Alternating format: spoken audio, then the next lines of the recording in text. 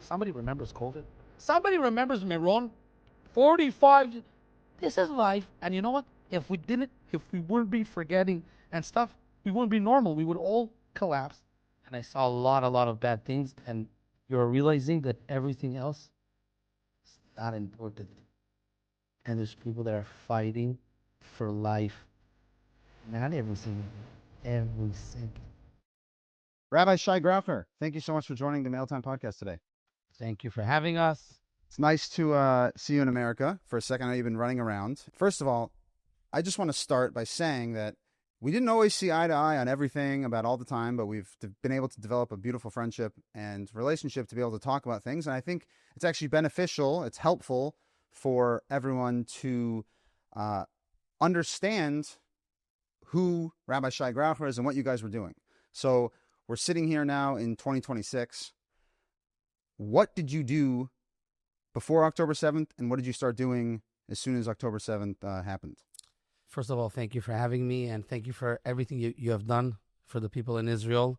I know a lot of people that, because of your effort and your help and your support, and I think being here in Miami and thinking about the people in Israel is something very, very special. And I know that besides, the helmets and the support and the barbecues, by you coming down there to ground, and we look, we're black yarmulke with the more religious people, right? And it gave a lot of chizuk and a lot of kiddush Hashem, and I heard it from people. So also parents of fallen heroes, soldiers, also for chayalim in hospitals. So first of all, this is a thank you from the name of everyone.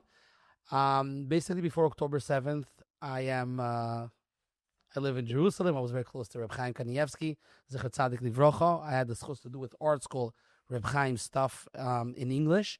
It took me a few years to get the permission from Reb Chaim because he didn't want to translate. He was afraid that's not going to be the right way. And his first Sefer Orchos Yosher. And Baruch Hashem, we got the permission. And after we did this big, beautiful project, Reb Chaim asked me to help with the tzedakah stuff in his house that he already started from his father, the Stipler, with Matanas Levyonim, and giving food and chalukas of Pesach, Rosh Hashanah for families. And Baruch Hashem, from the connections that I had a lot through my father, Zecher Tzadik Livrocha, that was a big singer and opened all my doors. And he passed away just a month before the war. He passed away a month before the war. And besides this, by knowing people bringing to Reb Chaim, I started to helping people through COVID, that people came here and I was able to do funerals and using Terminal Fatal, coming there alone, I don't know nobody. I started the VIP business services of helping my father. By the way, my father did it for a few people, not as a business, but just like as a service, the biggest hotels and the nicest this and helicopters and flying. And so I took it to the next level. That's the name of the company. That's the name of the company, right. Okay. And basically being able to give the people whatever they need. And Baruch Hashem doing also chesed and also the business. And very, very quiet. Even Dudi Kepler, Shlomi Cohen, my friends that are very active. I remember them coming. I never wanted them to, anything should go out. In a bracha shorah la dovar soma min ha'ain. And this, my father passed away. 2 days before, he calls me. He speaks to me about 4 minutes. Video, and tells me, Shai, tell me whatever you need. Me and Mommy are never going to forget what you did for us, and the skies are open. Continue chesed, continue doing good things. And I understood my father's leaving. He called my Rosh Yeshiva. I learned in Nehori Yeshiva to basically, my father wanted to write a will. He understood that things need to be no problems after, and we're doing it. And 2 days later, big funeral. And I am speaking at the funeral that I want to help, and I want to do chesed, and I want to continue. And then right after the Shiva Rosh Hashanah, we sat 4 days. I go into depression, my life. I'm not speaking to people, barely eating. Zero. I'm close to one of my workers, family that I work with, and I am with them, on Simchas Torah. Again, only going to a minyan, only going to daven. Not doing more than this, anything. I'm a person that loves music, loves to go. Your father is a big famous singer. Yes, so, right. And I'm not doing anything. And I'm very close to a lot of singers. Because my father, I grew up with Mordechai Ben David, Avram Fried, Benny Fried, all these people. And then October 7th comes. We're waking up. and like we're starting to understand what's going on. I'm in a hotel, I'm working as a private chazan, and then everything starts, and we're starting to understand that things are going very, very bad. And right after Motzei Shabbat, I am taking action by sending pizzas and food because I knew that there's a lot of people that left their homes just to help. My wife calls me right away. Her brothers, my brothers, they all left in Shabbat to the army. They don't have enough underwears, enough pair of tzitzis, enough all this stuff. My wife wants away, with our own money. She starts to buy. I'll send you, I'll buy in this. And I am running to Fatal. I didn't go yet to nowhere, Everyone's trying to get out of the country. Everybody's trying to get into the country. Tourists, right. I have achrayas. Right. I have clients. They're in hotels. They need to fly. They're canceling. People have private jets here in Israel. No permits to fly. El Al is already fully booked. And there's thousands of rockets, so it's not... Thousands of rockets. And I'm going Fatal, and I'm there for probably a few good hours, and then I'm going to my biggest clients that 20 people need to fly, 30, with 2 travel agents with a computer booking tickets wherever you can fly, wherever it's possible. And in Fatal already, families are coming, donors. They feel bad. There's a war. We're starting to hear there's hostages. We're starting to hear, and they want to leave money. So 50, 100, 180. And people are just leaving money. Shai, do whatever. Now, in between, they are hearing me. Tazminot magashe pizza, order this, take this. My wife calls me, we have to order. She goes to my mother's house. She starts buying organized, just soft shells and, Right.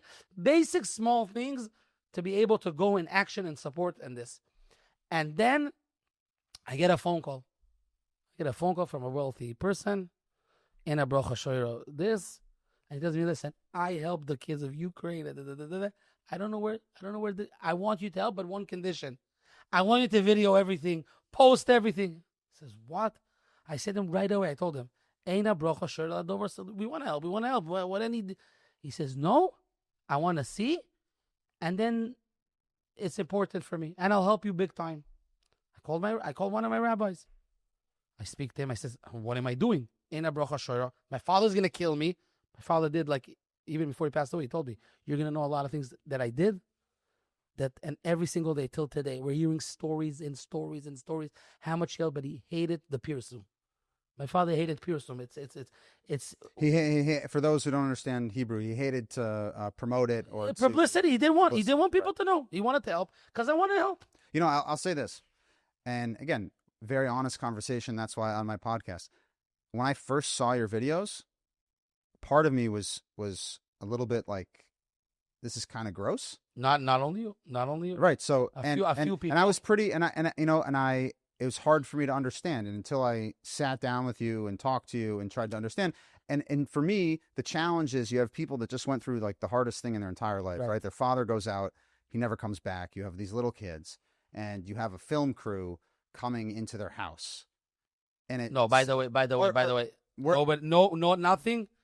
nothing was filmed without permission.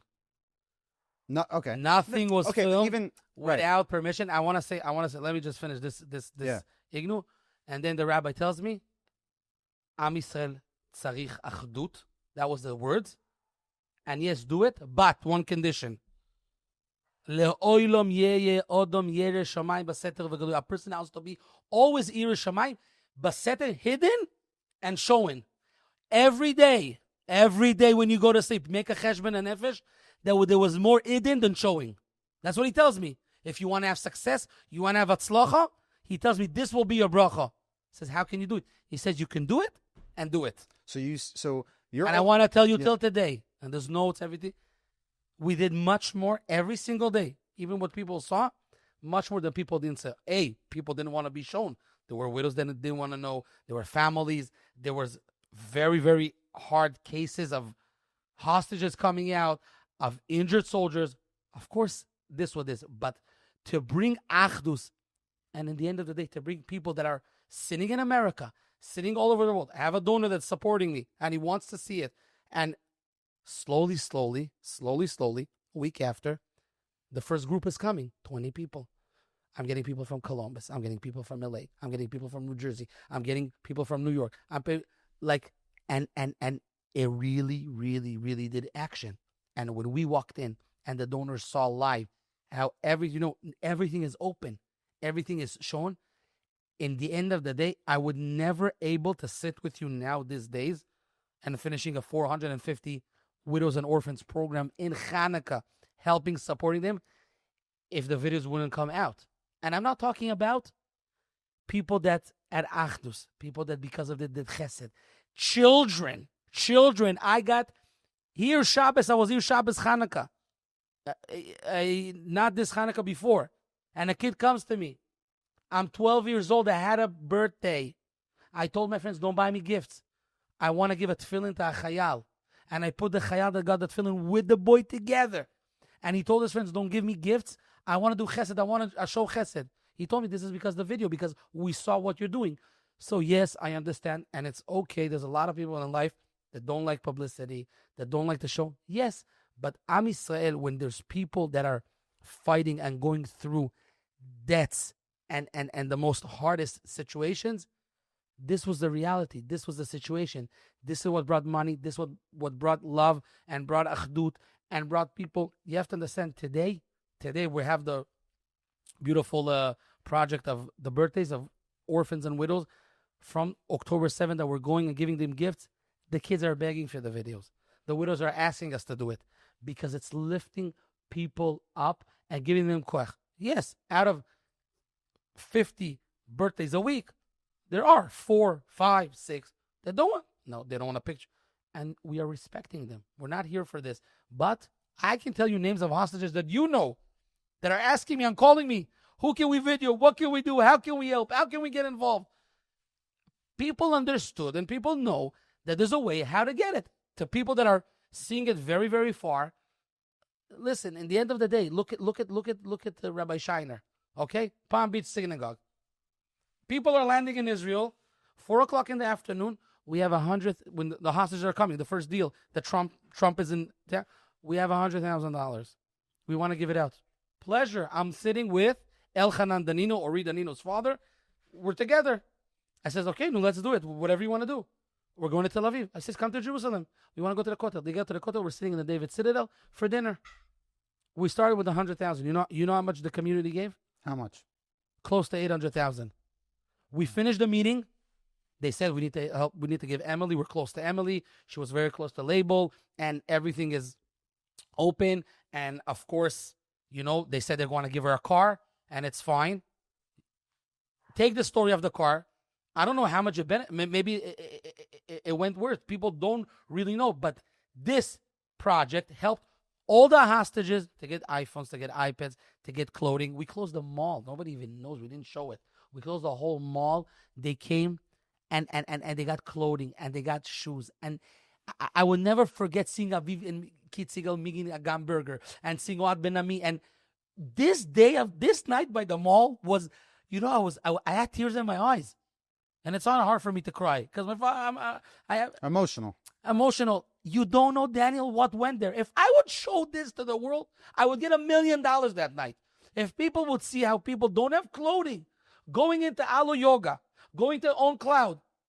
What's Alo Yoga? Buying tights, buying sweatshirts, buying this. Not only the hostages, the whole entire family. Romy Gunen's sister, the mother, every single person came with not cheshbones, unlimited. Just go buy, just go support. And you know what?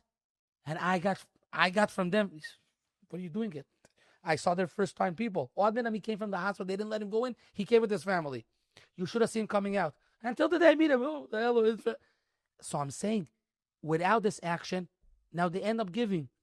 In the middle, they saw the story with Bibas. Right away, Sefer Torah. Listen, it's impossible to get in 24 hours a beautiful cover of Sefer. We worked with our heart. We had good people next to us. And HaKadosh Baruch Hu helped us. I didn't know them before. I didn't know Rabbi Shiner. And now when the other hostages came out, phone call, we're coming. They left everything. They came. They wanted to help. So we were here just to show, just to open doors. And you know what? Baruch Hashem, we were able to do good things. They came. Just the menorahs they gave now. to see, Gali and Ziv Berman lighting the menorah, El Kana Buchut, all this stuff, and you're getting pictures and you're sending it to them and they're saying, listen, it makes you feel excited. Not all the time when a person gives, he knows where the money's going. Even myself, what do you mean? I'm helping a yeshiva, I'm helping a kollel, I'm helping a friend. So you want to know. So we need to understand, and it's totally fine and agree that people don't like it. It's fine. I don't get insulted. But we have to understand that there's other people that want to see what they're giving. So I'm saying we have to find a balance in life. We have to understand we're all HaKadosh Baruch Hu's children. And we are all in the same. It doesn't matter. You're sitting here in Miami, and there's people that's sitting all over the world. If Israel's not safe, you cannot come for the Chagim. You cannot come to send your children to seminary. And we all Keish Echad Belev Echad. And we woke up in the morning every single till today for one reason, to bring Achdus, to bring love. I'm getting now phone calls, politics, come, Shai. I don't care about politics. I want to see the good eye, and I want to get people together. And Baruch Hashem, I can tell you one thing. And I'm close to hostages. I don't have to. I would never meet them. Yeah. I would never be in touch with them. But today we are brothers. I can speak to Emily Damari as much as we feel connected because there's a heart that's talking. It's not Sfaradi, Haredi, Chiloni. We're not there. We came to bring Achdut, to bring love. Same thing you came. I saw you bringing helmets and running to give helmets. And I called a few weeks ago one of your donors. Oh, we could say our mutual friend Terry. Great Terry. person. Amazing. Terry, look what she did with the laundry. I called her. Yeah. She had my number. Hi, Shai. I reached out. I want to do. I saw this laundry you did. How much is it? I want to do. Make another one. Make another one. You know what this laundry I got from mothers, from wives? He says, they got new clothing, but they rather get the good smell of a laundry because it made them feel closer. It made them feel better. So here, take Terry, and coming and coming and coming and coming and coming and coming. But this laundry brought other people to come and to help with other things and to come up with more ideas. So, yes, I understand. But in the end of the day, it brought love. It brought achdut. I remember myself going with the laundry the first time. My ears are, were from the bombs next to the border. But we were able to do in 2-3 hours 100 loads of 100 bags laundry, of chayalim. And you know what? I will never forget this Ethiopian chayal. This Ethiopian chayal comes to me after he smells and he sees the laundry. He says to me, "אתה יודע, כל החיים שמעתי חסד. My whole life I heard chesed. But this is chesed. To take my dirty clothes from a fight and to put it inside and to wash it and to bring it back to me and fold it." So we wanted to be in the ground. We wanted to be there for people. And Baruch Hashem, it brought a lot of Kiddush Hashem. It brought a lot of Achdut, a lot of Kiddush Hashem. And I think you can see the same thing when you gave the helmets, the feeling that you got when people got it and after when people were saved about it. Right. I mean, I have a helmet here from someone that's alive, right? But I'll say this, the difference and I appreciate you being so open and honest about it. For me, like when you're talking about equipment, right?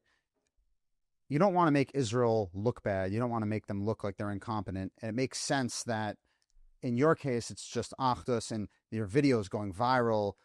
Amazing job from your video team. And you are doing more than just one purpose. It's not just even the chesed on the ground, but even the people that were around the world seeing your videos got inspired about it. So there's many aspects to what you're doing. And that's definitely true. Again, it's one of those things. And I think when things are flying and people are very emotional, remember, we just had, you have 1,200 funerals in like 2 weeks. Everyone's very concerned. There's not enough money. There are not enough resources. The government basically wasn't functioning for those first few weeks, Wasn't functioning. So there's all sorts of problems. And I think people can get very emotional about it. And like I said, I'm really happy that, actually, I'll just say this. Kobe Kalfon said we have to sit down and talk on Pesach. And because of him, when we sat down and talked and we were able to have a conversation and actually get somewhere about it. And you helped me with a few directions. Yeah, no. And thank you. It's an open thing that we're able to do and able to help. And yes, Kobe Kalfon and I think the Berger family was there also. They were there, but you know what it was? Is that Kobe said, in the merit of my son returning, you guys should be at peace and do that. And I said, great. Let's talk. And we talked. Shout out to Tuli also. You said about the money and the donating. People, when they see it, they wanted to give more. Do you think that you would have been able to raise as much money if you didn't? Never. No. Never. So you think it really was the There's marketing? no chances because first of all, I'm a shy person, as my name, and for me, By the way, most people that watch your videos, they wouldn't know that because you're always in the so I'm center. very So shy, they think- and it's very hard for me to ask the people to come to people. And I remember, by the way, Daniel, I used to have donors and multi-billionaires with me, and like after I get phone call, you didn't ask him for $1 million. I said, what? He has money? Yes, this guy has so much. I wasn't focusing on a cheshbon. And by the way, I want to tell you something. A big tzaddik, big Rabbi tzaddik, he told me, Shai, and I'm telling this for the first time in your podcast, because I feel the emes, and we're emes, so let's speak emes. He tells me, take from every donation 30% and wait for after the war. There's going to be times that it's going to be hard to raise money and then go to action fast. And I didn't listen to him. You know why? We gave 110%. And today, when I made Hanukkah and I'm doing things, and Bezat Hashem, we want to do an amazing project now, it's hard. It became harder. People don't have the koyach. People don't have the money anymore. People are going back to the community with their own problems, and it's understood. And people don't want to hear donate, give. Listen, and you know what? I understand people. People are going back to life. Somebody remembers COVID. Somebody remembers Meron. 45. This is life. And you know what? If we wouldn't be forgetting and stuff, we wouldn't be normal. We would all collapse. But this is reality. So wait, so your discussion with wounded soldiers and families that the hostages, you're saying it's a little bit more difficult to raise money. What needs to be done for them now? Now that the everyday I'm getting requests. I'm getting requests a lot. So first of all, it's important to know that I'm working very, very closely to the government and wherever we can help, even now the hostages. So let's take one thing. They all want cars. They all want cars. You made a pretty good video, so it looks... They all want cars. Right. Now the government's helping. You have to fill a request through the K'tzinat Nifgaim, and they all get cars. But getting the car is not enough. So it has to be a brand new car directly from, not, like sometimes you can click like a broker or leasing. Right, sure. It has to be directly from Toyota or from Tesla or from whatever. And then the government is going to give you, but you're still missing part of money. So it can be 10,000 shekel, 20,000 shekel, 30, depends. It's usually between, let's say, $3,000 to $25,000. This is the average because I just spoke to maybe they don't want to know the name. Someone's okay. A few hostages that call me, Shai, can you help us with this? Now, I spoke to two people that we help with cars. Nobody knows that they call me from the therapy. You don't know what it made them feel. Oh, the love and being independent, that they can drive alone and they can go. So I'm getting all the time. So I am getting sometimes, like phone calls. What can we help now? What can we do now? And then I make a shidduch. I'm going to go to the, like Hyundai helped me a lot. So I go directly. They took 20-30% from let's say the car is 200,000 shekel. Let's talk in dollars. It's easier. Right. Let's say it's $50,000. Right. The government gives 35. You're missing 15. I was able to get from the company $5,000, and then you're missing 10. So we're recovering. So it all depends in stuff. So you cannot say the government's not helping. The government's helping. And you can, by the way, buy the smallest car for this amount. But somebody wants something a little nicer. You want a nicer. Today everybody wants to have a like Tesla with a plug. What do you call it? Electric car. The electric car, not the gas and stuff. So there are needs. Yes, I went with Ron Berslavsky shopping 2 days ago before I came.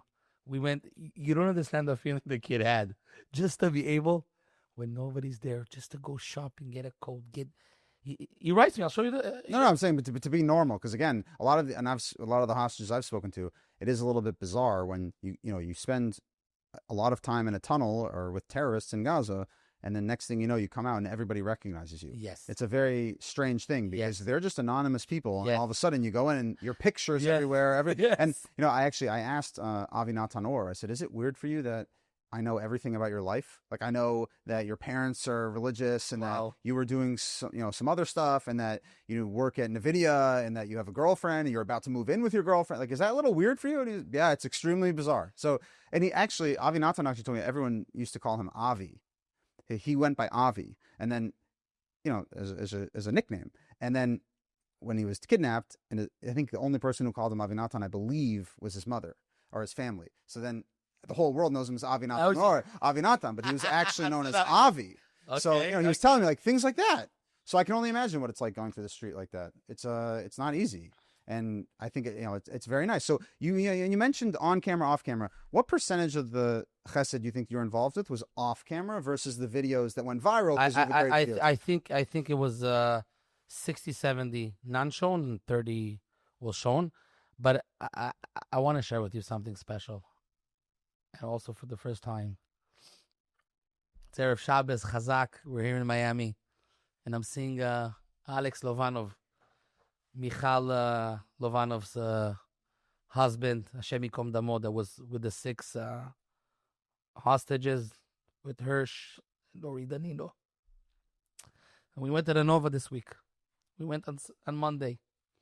Erev Asara B'Tevis. And Bemet, Baruch Hashem, we had the chus to help her with Tom and Kai. Kai was born when Alex is still alive. When Alex is still alive. And we're talking about a video. A video that came out before Hanukkah. And I'm thinking with you today, I asked her, what did you think about the video? By the way, on the video, nobody sees, but she shows me that Alex was saying and telling everyone, the candle's not going to lit. There's no air in the room. It's gonna, in 2 seconds, the light of the menorah, it's not going to help. It was lit in. And then she says, I can't wait to show my children. I asked her, did you show your 2 children, your 2 sons? She said, not yet. But I can't wait to show them their father, how brave, being in the most darkness. Now, what would be if there's no video?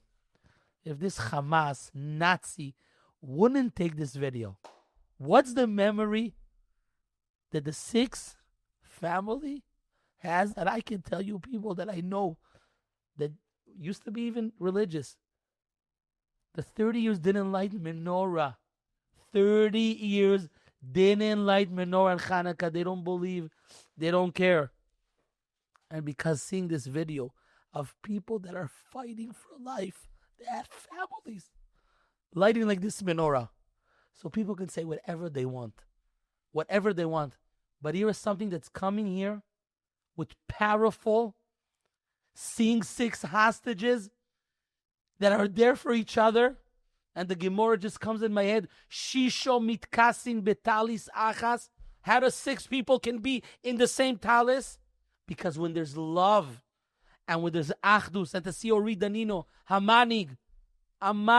boy that was out of the Nova and goes to save Maya and Itai Regev and goes Omer Shem Tov and gives his life for others. This is the message. And it's on video. It's on video. We are in 2026. It's on video. Everything today that you're doing is seeing it. And everything after 120 is going to be seeing. Because Hashem is taking video of everything. So this is reality. This is life. We cannot... Even Hamas on October said everything is... they recorded them. Everything's recorded. Right. Everything's on video. Right. So we tried with these videos to bring love, to bring chesed, to bring support. And I told Michal, I cannot wait for the moment. And I want to be there when your boys are going to see their father lighting menorah in such a situation. So again, people, it hurts. It's hard. I'm sorry.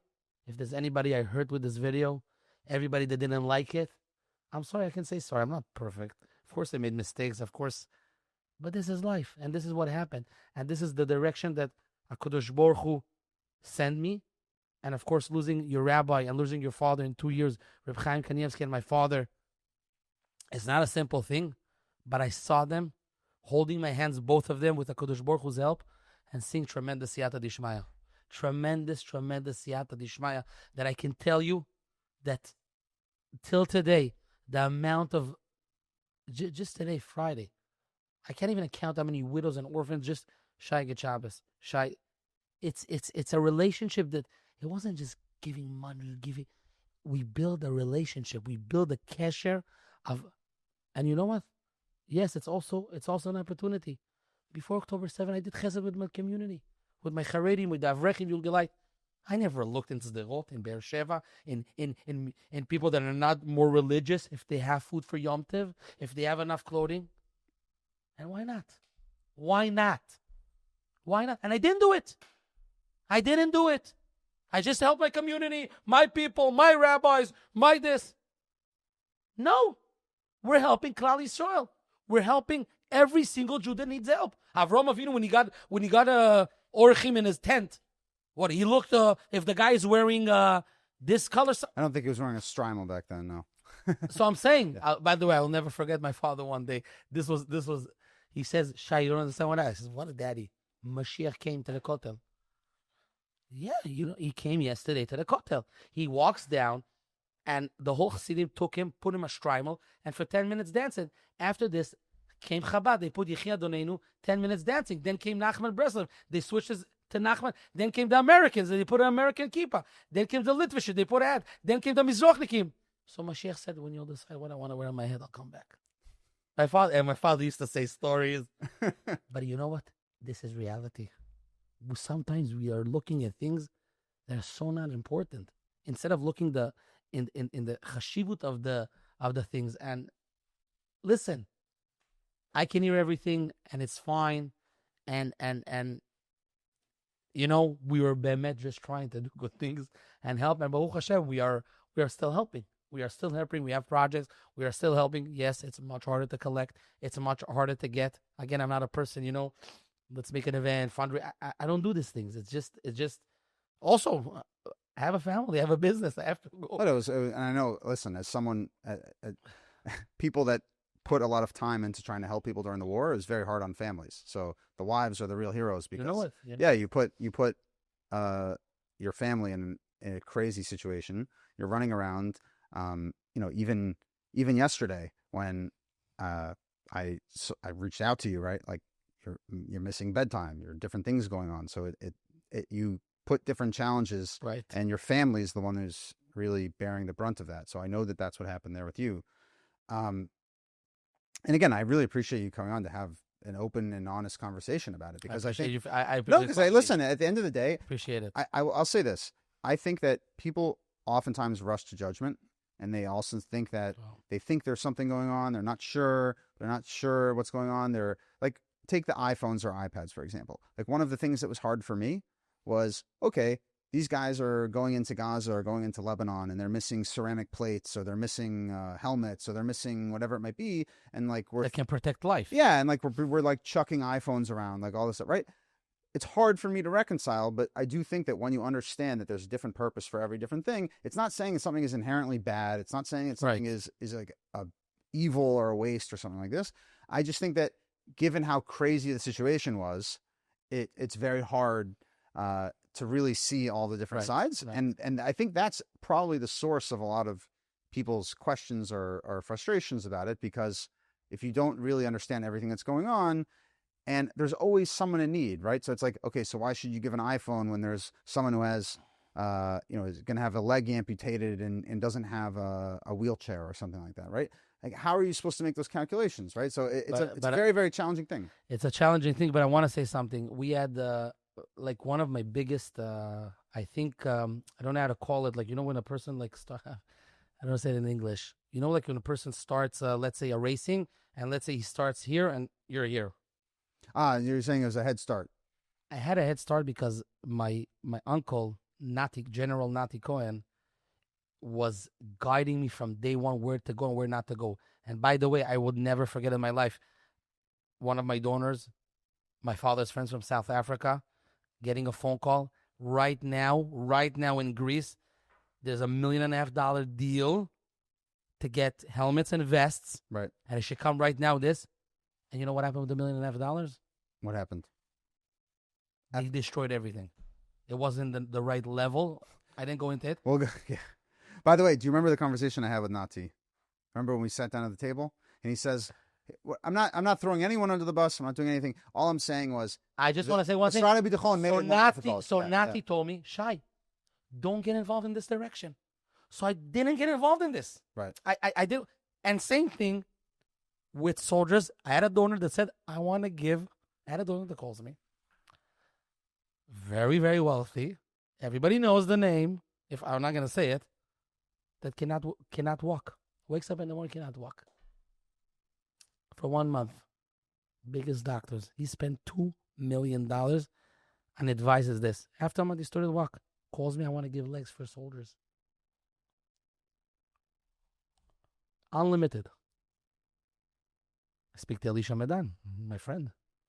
He says, I'm getting everything from the government. You don't need to do it. I called the guy. I just spoke to the guy. This was done. I could tell him, right.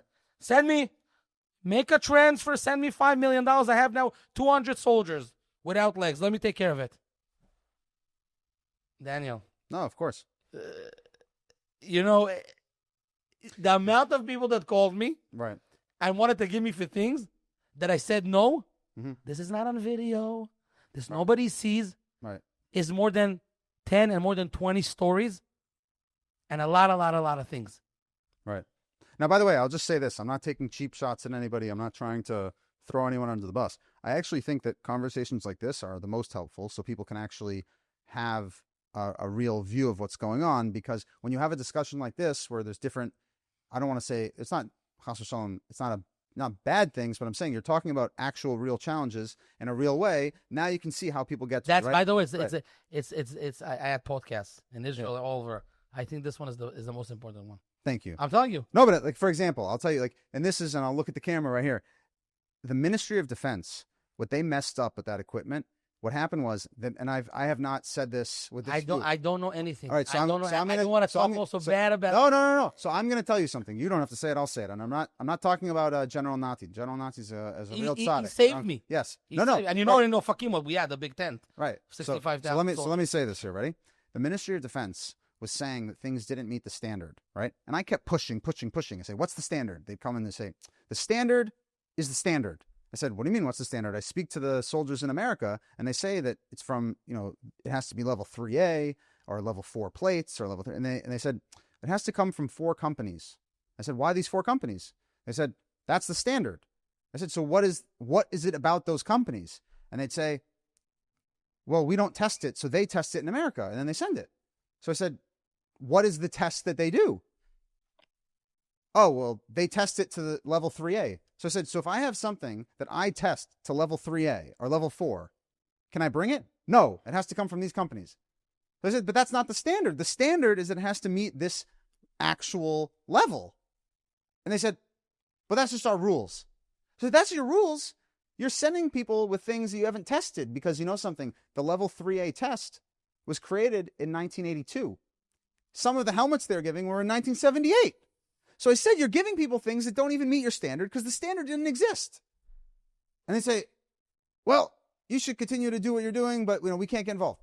So the problem, and I really think that we're getting somewhere here, is that so much of the information that was promoted by some of the people in the government and other things came downstream. So like, if we figured the whole thing out, then people would know before. But for example, they say they destroy this, they destroy that, whatever. Israel didn't have a helmet testing facility on October 7th. They didn't have a helmet testing facility on October 21st. They didn't. Why are you running for the helmets? There wasn't no army. Yeah, no. So what I'm saying is that all of these things, when we talk about how, why isn't Shai involved in equipment? Why isn't this? There was a lot of crazy misinformation. There was a campaign. I had to spend months and months. I went to a testing facility in America. Wow. I took the gun myself and tested the helmet, and I have a helmet. It failed. One of the helmets that were given from the Israeli army, it failed. So I then sent stuff to a different testing facility. I get all the ballistic reports saying this failed. Then you go and they test the other one, and it works. So I was doing all these tests, and that's why I figured it out. Wow. But I think one of the crazy things, you talk about Achdus, it's really important people are able to have the conversation, and sometimes it's hard to have these conversations, 2 years later, because everything's running around. Everything's so important. You don't have we time. were all on ground. That's what I'm saying. Nobody's sleeping. You're Right. going back and forth. I'm very particular. I do everything I can to avoid being away from my family on Shabbos. It's very hard, as you know. So there was, I believe, at least one time. I flew to Israel Sunday. I flew back Thursday. I took a flight Sunday and then flew back Thursday. And it was all to be able to get there, to get the information, to be there. And it's very hard to have very rational, calm conversations when you have no sleep. There's rockets. Remember the first year, things hadn't really happened in Lebanon, but Lebanon's shooting rockets all the time. Iran, nobody knows. Syria, right? So I think it's really important that people just are able to have a broader perspective. And, some people, they send me messages, oh, this Instagram influencer. Again, I don't necessarily have to agree with everything or whatever's going on, but everyone, it appeals to different people. And I think it's important to be able to have those discussions. So I'm really glad we were able to have a talk about this. It. And, I think that it's for sometimes the best conversations when you're clear, you have a clear understanding of what's going on, you can have real and true achdus about it. And I don't know how many people know that you have a company, right? You're doing work that's outside of this. So people say that's what everybody does. Why you not? Why do you not more? No, I'm saying so. People say, oh, you have a Montclair jacket and a Montclair hat or whatever is going on, and it's you have a business, right? It's not because they're always looking to see who's doing this, who's doing that. But this was the problem before October 7, when everybody saw only the bad, and only you can decide if you want to be an Ein Toivel, you want to have an Ein Ro, if you want to talk good, if you want to talk bad. It's a decision that a person has it every single day, and it's fine. I was by Reb Chaim Kanievsky's house. People said I'm stealing the money. Where's all the people? Reb Chaim's dead. Okay, Reb Chaim's not alive. People made millions in this house. Every single moised that you can dream about. Because Reb Chaim said a word or a letter, where's everybody? He passed away 3 years ago. Where's everybody? And we have a koilel there, and we continue all his tzedakos, and we didn't finish. So, and people spoke about it when he was alive. And they said, who's this boy? And by the way, they said after the funeral that I need to find a ride home because I'm not able to go home. Because, your rabbi died, so you have to find a ride back home. Your life is over. So people can talk. And you're telling me it doesn't bother you? Nothing. Really? Zero. How do you have such thick skin? Zero. Because I saw in my own eyes pain that a lot of people didn't see. And this nobody knows. Nobody knows. I know, and I saw a lot, including bodies, including hostages that came back and they wanted me to come be there in the room and I saw a lot of bad things, and you're realizing that everything else is not important. And there's people that are fighting for life, not every single day, every second. Every second, widows, orphans, parents, brothers and sisters of fallen heroes, soldiers that lost. You know how many soldiers are in places in hospitals that have a get al t'nai, and the wife needs to make a decision, and we go to rabbis and we're sitting, and we have days of hours of hardest decisions in life. You can't even imagine. You can't even imagine, Daniel, what people are going through. We're widows that needs to get engaged, and for 7 months they can't because the parents of the first husband just cannot handle it. And they're telling them clear, we're done.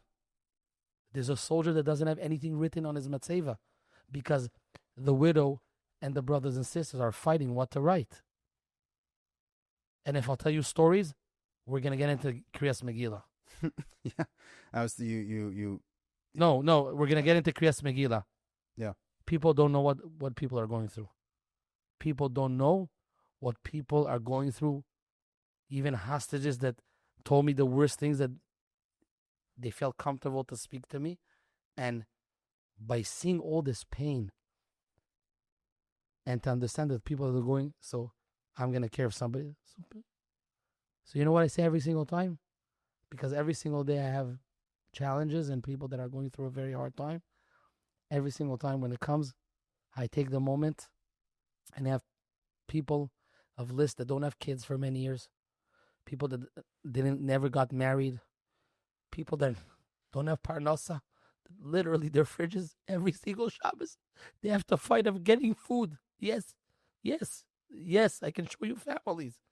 So I take this time and I pray for them, because this is what I heard from my rabbi when Reb Chaim Kanievsky, people came to him, and I will never forget a guy for 7 years. I know Yeladim. He told him, find somebody that is embarrassing somebody, and just pray for him that time.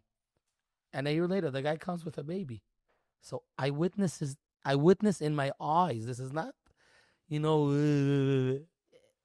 it's not a Baba Meister. You see these real So things. the minute you're living this life, and you have emunah, you have bitachon, you're makpid on 3 davenings a day with a minyan, no matter what, and you're traveling and you're seeing, and people, the amount that we just started a project on Hanukkah for the Yisoimim, yad b'minyan. 4 widows came to me. Our children don't go to shul. They're embarrassed. They don't have a father to go to shul. And on Shabbos Hanukkah, I'm announcing in front of everyone that we're going to give 1,000 shekel for every child that's going to go to shul, and you can miss 10 days. I don't have a donor for this. I just decided to say it. And I pray to HaKadosh Baruch Hu, and He's going to send me. He's going to send me people. And He already sent me for the first month. I found the guy. He says, I'm going to cover the first month. So this week, 51 Yesoimim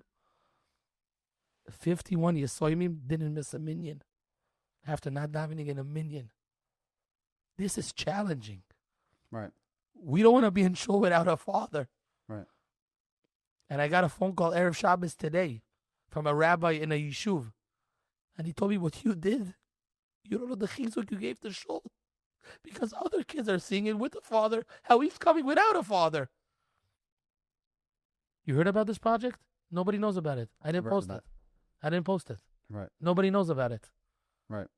I'm glad we're able to have these kinds of discussions. And Thank you. You mentioned about what you're doing for orphans and released hostages for the World Cup, and I God willing, we'll be able to partner on something about that. Are you able to talk a little bit about what the idea is, or it's still private? It's we can talk about it, but I don't want it to go to the orphans because it's going to be a surprise for them. So we're just going to say there's a surprise. We're doing something big. It'll be great. So this makes me happy. Thank you for finishing with it.